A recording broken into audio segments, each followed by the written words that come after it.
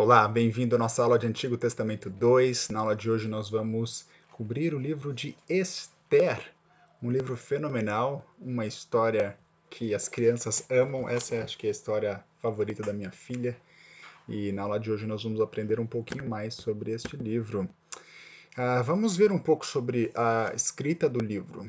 O livro inicia-se sem uma autoria fixa, não se diz se é Esther ou se é Mardoqueu que escreveu o livro. Apenas começa em Esther capítulo 1, verso 1, nos dias de Assuero, o Assuero que reinou, como se fosse Assuero não um nome, mas um título real, e descreve a expansão desse reino desde a Índia até a Etiópia, sobre 127 sátrapas, províncias, aliás, depois vai falar sobre os sátrapas. Em Daniel vai ter 120 aproximadamente a expansão, a extensão, aqui são 127. E é interessante que realmente não identifica essa autoria. O que se sabe é que, de fato, esse livro de Esther foi escrito nesse período persa e, evidentemente, o livro foi escrito após as descrições neste livro contido terem acontecido. Então, a gente coloca isso, essa escrita do livro após Xerxes, né? E em algum momento antes do período grego. Possivelmente, então, no quinto ou quarto século antes de Cristo. Lembrando que Alexandre o Grande vai entrar em cena ali em 300 e poucos anos antes de Cristo. Em outras palavras, a gente está vendo um pouco antes desse período virar um período helenizado. É importante a gente se lembrar, na nossa aula de Esdras e Neemias, nós vimos que esse é um período que as pessoas às vezes não entendem o que está acontecendo. Artaxerxes, que é filho de Xerxes, vai estar sendo citado em Esdras capítulo 7 a 10, Neemias 1 a 13, o passo que Ciro ele interage com Daniel, interage no começo do livro de Esdras com Zerubabel, e nós temos Xerxes no meio, filho de Dário o Grande, e esse é o Assuero descrito no livro de Esther. Então veja, Dário teve algumas dificuldades nas lutas contra os gregos, principalmente na grande batalha de Maratona, e Xerxes depois ele tenta dar continuidade, mas tem dificuldades também. Alguns livros imortalizaram um pouco das grandes batalhas, né? Como o filme 300 e tantos outros que mostram essa batalha dos persas contra os gregos. E eu acredito que vocês assistiram um pouco aí das nossas aulas de arqueologia sobre esse período persa, que traz um pouco de luz para esse momento. Quando a gente fala também da composição do livro, a gente tem que falar do gênero literário desse livro. E isso é debate da academia atual, né? Afinal de contas, a gente sabe que esse livro é uma baita de uma narrativa complexa, com ironias, com reversões, com ápices, tem um clímax essas narrativas, ela problematiza, depois ela resolve. Então, é uma história muito bem feita, ao ponto que as pessoas, os scholars, né, os eruditos, eles interpretam, têm dificuldade para saber que tipo de narrativa, de que tipo de gênero literário é esse. Será que é uma história real, né, historiográfica, ou é apenas uma novela que não aconteceu? Ou será que é uma parábola, uma alegoria? Então, veja, a pergunta é sobre a historicidade dessa narrativa. Será que aconteceu ou não? Nos registros de Xerxes não é mencionada Vasti, não é mencionada Esther, não é mencionada Mardoqueu. Então, muitos scholars hoje argumentam que, em realidade, essa história é apenas uma parábola do livramento que esse povo recebeu, que acaba dando uma certa uma identidade nacional, né? Eles lutam por si só no final da história e tem o Purim para celebrar justamente esse livramento de Deus. Mas enfim, a gente argumenta que essa história aconteceu de fato, né? Essa história de libertação. A gente não tem registros extra-bíblicos, mas o linguajar do hebraico é um linguajar antigo. Com certeza, os eruditos acreditam que o hebraico utilizado ele é do ano, pelo menos o terceiro século antes de Cristo, em outras palavras, do período persa mesmo. Então a gente tem uma série de argumentos para mostrar que a Suzã, evidentemente, né, era uma das capitais. Persópolis foi a grande cidade, né, onde tem o túmulo de Ciro o Grande, mas Suzã era uma das grandes capitais. E essas narrativas elas são coerentes com o período histórico que elas estão tentando dizer. E é interessante que o propósito e mensagem desse livro de Esther, de toda essa narrativa, começando desde da grande festa de Assuero, né, uma festa de 180 dias para os seus nobres, depois mais uma festa por alguns dias em Suzã, Vasti, essa rainha rebelde que não aparece, não obedece o rei, a deposição e depois a ascensão de Esther. Toda essa história, essa narrativa, ela vem sendo construída de tal forma que a palavra Deus ela não aparece. O nome de Deus não aparece como esse Deus libertador. E é interessante que quando você compara a libertação do Êxodo, por exemplo, Deus aparece o tempo inteiro, fazendo milagres, prodígios. Deus ele tem a sua mão forte, poderosa, sua mão direita, que derruba todos os deuses do Egito. Mas aqui no livro de Esther, Deus ele se revela através da história, ele é soberano sobre a história. E essa soberania de Deus sobre a história, mesmo embora o nome Deus não aparece, mas entende-se que ele está movendo a história. Muito interessante a gente ver isso. Ele está movendo a história e agora o narrador ele vai usar de ironia para mostrar justamente como Deus está por trás da história. A gente tem esses dois elementos literários de inversão e de ironia. De inversão, porque veja, a narrativa começa justamente mostrando Mardoqueu, ou Mordecai, né? Mardoqueu sendo atacado por Amã. E no final, na verdade, é Amã que se dá bem e Mardoqueu que é liberado. Evidentemente, Mardoqueu, por ser judeu, Amã pretende não apenas punir e se vingar contra Mardoqueu, mas contra todo o povo judeu. E no final, todo o povo judeu ele é acusado, né? Ele é punido, e no final o decreto do rei Assuero é que eles podem se defender. Em outras palavras, tem uma inversão. O que Amã queria para Mardoqueu e esse povo judeu, na verdade, recai sobre ele mesmo, ele é enforcado e sua família é punida. Então tem uma ironia. Amã, na verdade, é um bobo da corte. O narrador está constantemente colocando informações que nem Amã nem Assuero sabem na narrativa. Você lembra quando, por exemplo, Amã entra, ele tem uma consulta com sua esposa, né? E Amã pretende matar Mardoqueu e ele vai para a corte do rei, mas quando ele chega na corte do rei, ele não sabe que o rei tinha tido uma insônia, um sonho antes, se lembrando daquele caso de que quando os dois guardas tentaram matá-lo, né? E agora Amã ele descobre através dos registros da corte que Mardoqueu havia o protegido, contado o segredo desse assassinato, mas que Mardoqueu não havia sido honrado por tal causa, né? E agora Amã entra na corte do rei e o rei começa a fazer perguntas, né? O que você faria para alguém que o rei quisesse honrar? E a ironia é justamente essa, que Amã pensa que essa honra é para ele mesmo, mas não é. Amã vem até a presença do rei querendo matar Mardoqueu e ele sai da presença do rei honrando Mardoqueu. Então, o que o narrador está fazendo? Está mostrando o seguinte: o que o homem pintou para o mal, agora Deus ele reverte e faz para o bem. E tudo isso sem falar o nome de Deus. Tudo isso é um rei pagão que está fazendo essa reversão, né?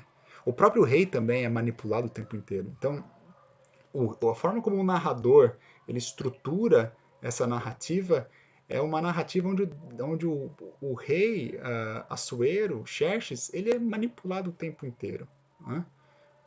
Primeiro, ele simplesmente dá uma festa mostrando o seu poder e Vasti não entra na presença dele. Em outras palavras, ele é um rei que não manda na mulher dele, em outras palavras, né? A tal ponto que os sábios do rei falam: não, você vai ter que mandar essa mulher embora, porque não é possível. Imagina o que as outras mulheres do reino vão fazer quando ouvir que a mulher do rei não obedeceu ele, né? E na sequência, vez após vez, parece que esse rei é um bobo da corte, assim, no sentido, né?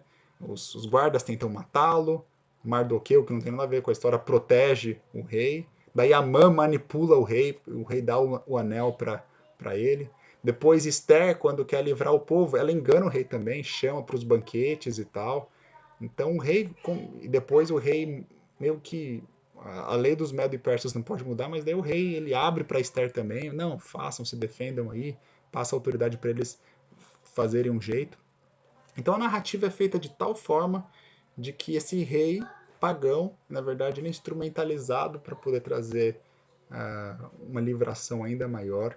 E agora os inimigos de Israel são destruídos lá no capítulo 9. Né? Então, uma coisa que veio para o mal, a destruição de Israel, na verdade se tornou no oposto.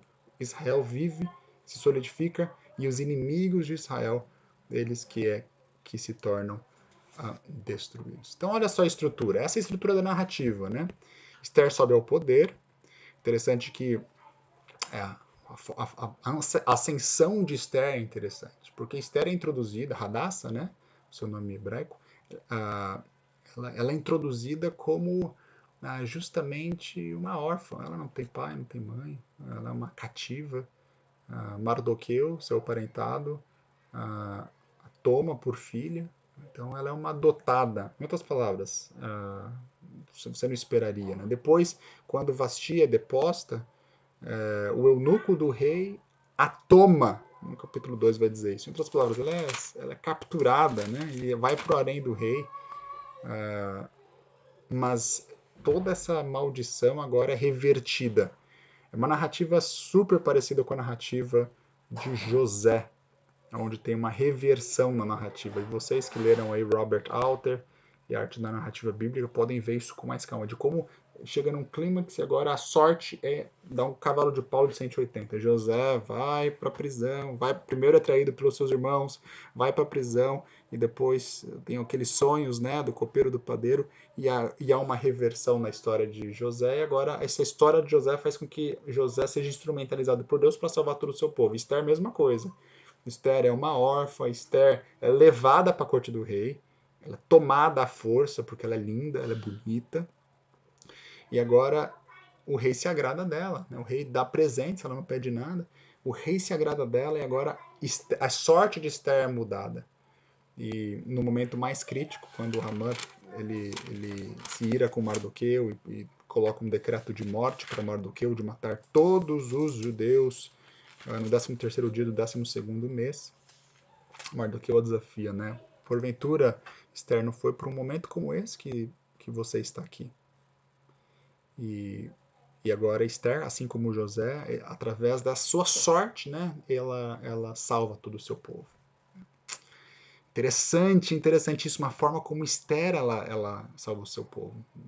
Tem um monte de paralelos, a história de Esther com a história de José, a história de Esther com a história de Daniel. Daniel ele é fiel ao seu Deus e ele apõe a sua vida à morte, né? Com a história da cova dos leões, a gente vai ver isso em Daniel 6. Esther, ela entra na corte do rei, também coloca a sua vida à morte, e depois o rei, os dois reis, no caso, né? Eles se rendem a essa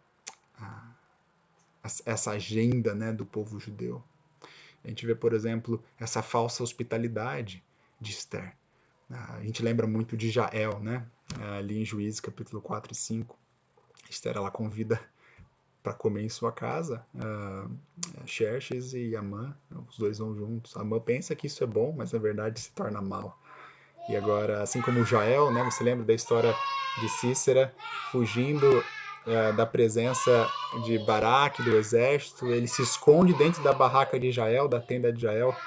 Ele se deita, Jael o cobre, ele pede água, Jael traz leite. E o final da narrativa é que Cícera cai nas mãos de uma mulher. E aqui a gente vai ver exatamente, o algoz de Israel vai cair nas mãos de uma mulher também, ao ponto que a narrativa ela termina justamente com Haman deitado aos pés, pedindo clemência para Esther. E daí o rei ele entra de novo e coloca um saco na cabeça dele, ele vai embora e ele acaba sendo enforcado na forca que ele mesmo fez. Isso que é interessante. Mas um aspecto que chama muito atenção é essa narrativa. E essa narrativa ela vai finalizar justamente com o Purim, que é essa sorte, né? Esse lançar sortes, que começa justamente quando Ramã está tentando lançar sortes para saber como vai matar o povo, e agora no final esse novo feriado ele é estabelecido de Purim. Eu quero que você visite novamente a minha aula do calendário hebraico. A gente viu aqueles festivais hebraicos, judaicos, né, de Levítico capítulo 23. O festival de Purim não está lá, mas o festival de Purim foi estabelecido depois. E esse festival ele é no final do ano, né? Você lembra que os festivais da primavera eles começam ali por março, abril, primeiro ali a Páscoa, os pães asmos, assim por diante. Você lembra disso já? Visita lá aquela aula de calendário hebraico, vai ser importante. Agora, esse Purim é no final do ano, em outras palavras.